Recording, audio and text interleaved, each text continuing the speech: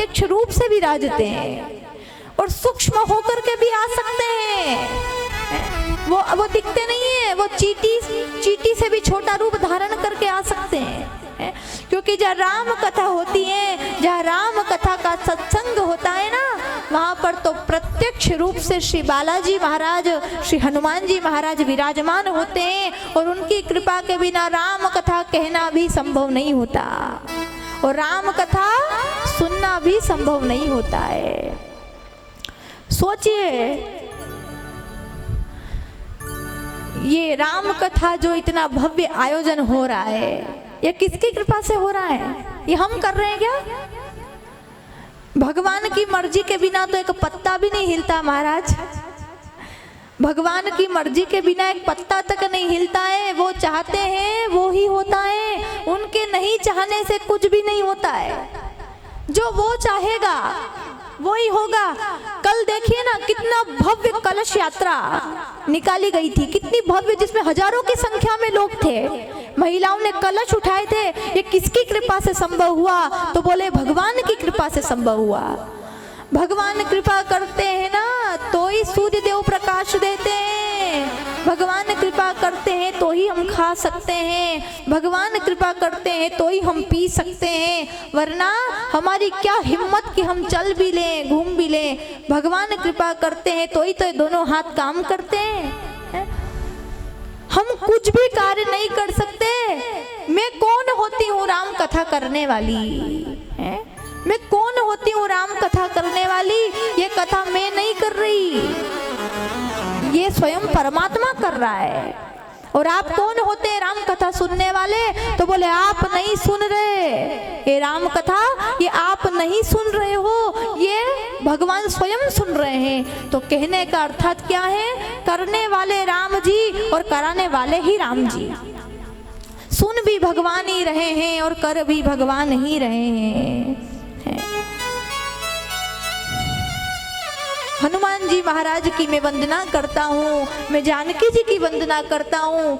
तो तुलसीदास जी ने हनुमान जी को वंदन किया, जानकी जी को वंदन किया। जो सुमिरत सिद्धि होई, गणनायक करी बर बदन। सुमिरत सिद्धि होई, गणनायक करी बर बदन। सिद्धि होई, गणनायक करी बर बदन। करहु अनुग्रह सोई, बुद्धि राशि शुभ गुण सगन।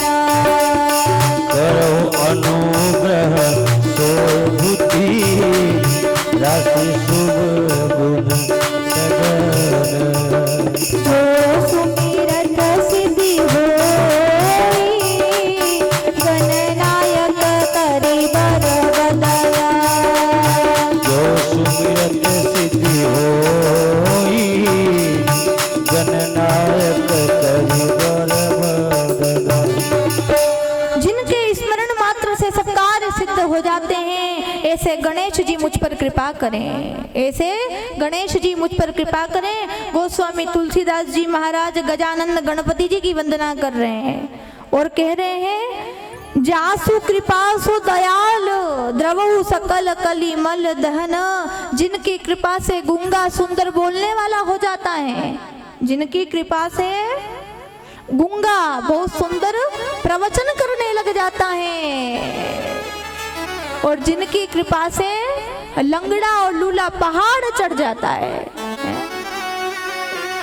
ध्यान से सुनिएगा, जिनकी कृपा से गूंगा व्यक्ति भी प्रवचन करने लग जाता है, बोलने लग जाता है, जिनकी कृपा से लंगड़ा लूला भी पहाड़ चढ़ जाता है। हे परमपिता परमात्मा, मैं आपकी वंदना करता हूँ, आप मुझ पर दया करें, आप मुझ पर दया करें। बंदउ गुरु पद कंज, कृपा सिंधु नर रूप हरि। बंदउ गुरु पद कंज, कृपा सिंधु नर रूप हरि। बंदउ गुरु